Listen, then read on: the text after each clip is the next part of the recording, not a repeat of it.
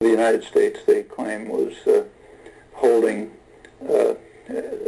secretly in various prisons around the world. I know we have a debate, like the CIA says, well, we're following U.S. law, and besides, they've been released, and so on and so forth. I mean, what are we talking about? How can, suppose that Iran says, we picked up 39 Americans, we're hiding them somewhere. I mean, do we then have a debate about whether it follows Iranian law? I mean, the discussions that go on are lunatic, almost without exception, unless you accept the fundamental imperial premise.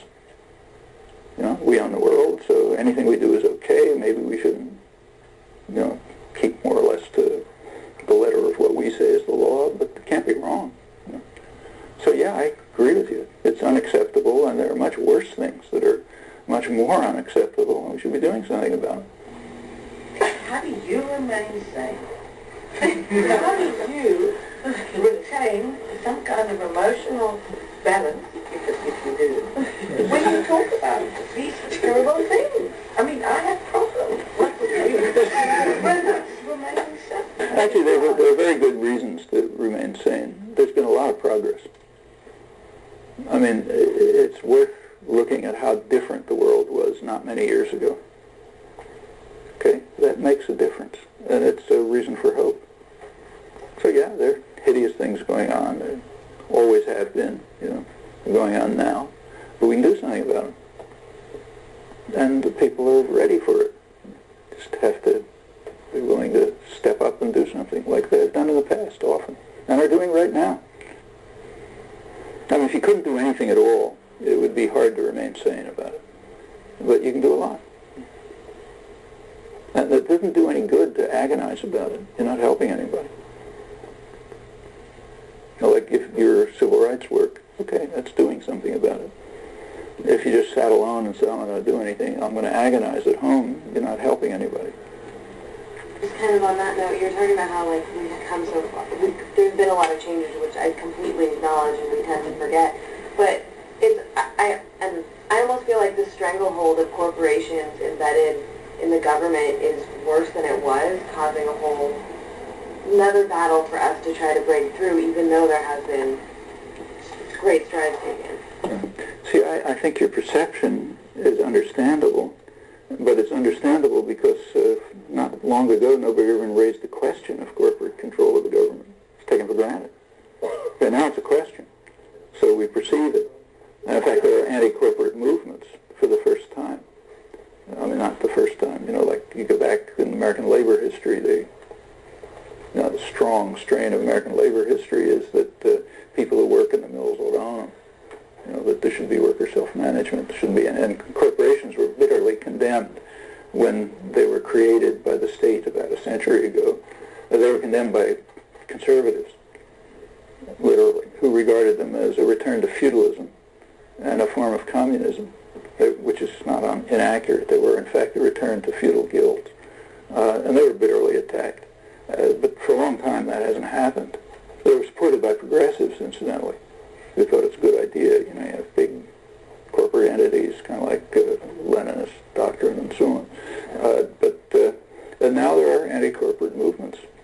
And in fact, there are calls for states to withdraw corporate charters. In fact, some of them have come remarkably close to success.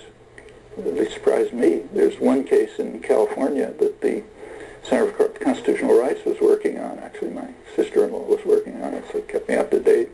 They were calling on the Attorney General of California to remove the corporate charter of Unocal for crimes it committed in California and in Burma. Slave labor in Burma and, pollution, environmental destruction in California. I mean, nobody thought that. So the Attorney General not only has the right to do that, he has legal obligation to do it. Okay, and nobody thought that case was going to get anywhere. It got through the courts, got through the appeals court. It was a strong enough case so that the corporation settled out of court because they were afraid to let it go to the next level. Well, when you settle out of court, it's a secret agreement, so we don't know exactly what they settled for, but I know a lot about it. slave laborers. Okay, that's getting pretty close. You're calling on the state attorney general to perform his legal duty to eliminate the corporate charter of a criminal organization. And things like that are happening elsewhere. There are parts of, right-wing rural Pennsylvania where they ban corporations. In fact, they're small, but there are national movements now, which is new. So your perception is correct. We now perceive that problem, and that's the step towards doing something about it. Talk about deep integration with Canada and the use of the FTA or FTAA to eliminate the Canadian social programs and take control of natural resources, especially oil and water. Yeah. Well, a large part of the point of these mislabeled free trade agreements, they're not free trade agreements, but what are called free trade agreements, is to simply, in the case of Canada, to provide U.S. corporations with access to Canadian resources. Now, there's no objection to this on the part of the Canadian corporate elite, because they have the same interest. They don't care very much, so they'll shift around the board of directors and still make the same profits. It makes a difference to Canadians, because the one goal of it would be to eliminate Canadian social systems, which is happening already. Anybody who's Canadian can spell out the details. So part of the goal of the agreements is already being achieved. And it's kind of interesting to look into the details of these agreements. There's obviously a tremendous disparity of force between Canada and the United States. Well, it has happened that Canada has brought disputes to the agreement system has an adjudicating board, and Canada has brought complaints against the United States, and Canada won, and the United States told them to get lost. Yeah, of course, that's what an agreement is. I mean, the Canadians made some noises about it. I think the Canadian Minister of Interior said, okay, if you're not going to live up to the agreement, we're going to start exporting our oil to China. Yeah, just try it. Tomorrow there won't be any Canada. If you want to pursue it, there's some interesting studies of the effect of, especially NAFTA, North American Free Trade Agreement.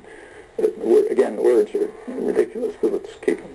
The effects on working people in all three countries.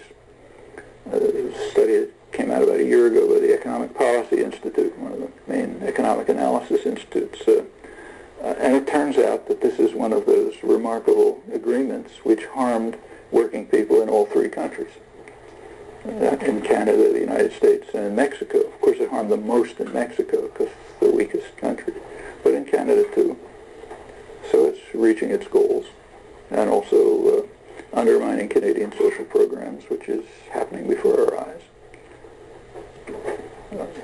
Much worse in Mexico.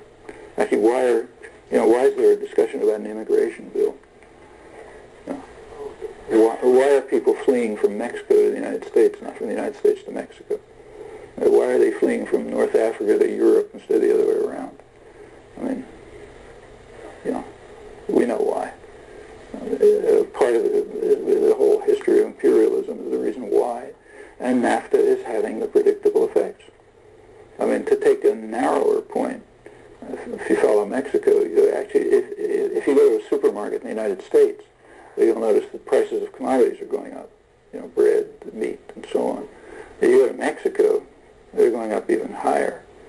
Tortillas, for example, which is the staple for poor Mexicans, are unaffordable now for many Mexicans. There were tortilla riots in Mexico a while ago.